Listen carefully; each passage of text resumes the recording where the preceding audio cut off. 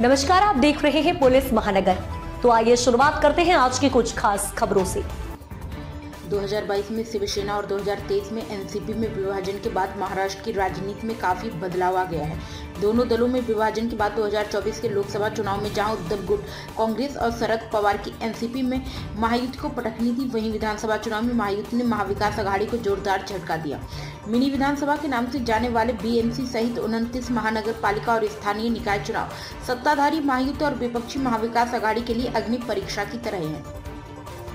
राजनीतिक जानकारों का कहना है कि बीएमसी में चुनाव मुख्य मुकाबला बीजेपी और उद्धव ठाकरे गुट के बीच है, लेकिन एकनाथ शिंदे की शिवसेना के सामने खुद को मुंबई का असली शिवसेना बनाम नकली शिवसेना असली शिवसेना किसकी है, यह मामला सुप्रीम कोर्ट में है।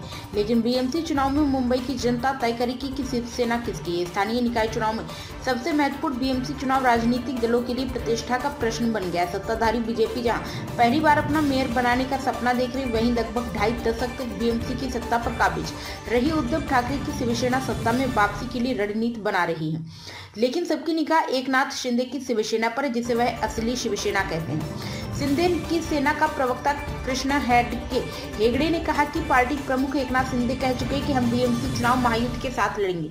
शिंदे गुट में आए पूर्व नगर सेवकों को कैसे चुनाव लड़ाएंगे, इस पर हेगड़े ने चुप्पी साध ली है। उन्होंने कहा कि महायुति में सीट बंटवारे का फैसला बड़े नेता लेंगे। हेगड़े कहते हैं कि लोकसभा चुनाव में हमने 15 सीटों पर चुनाव लड़ा और 7 जीती। हमारा स्ट्राइक रेट 47% से अधिक रहा।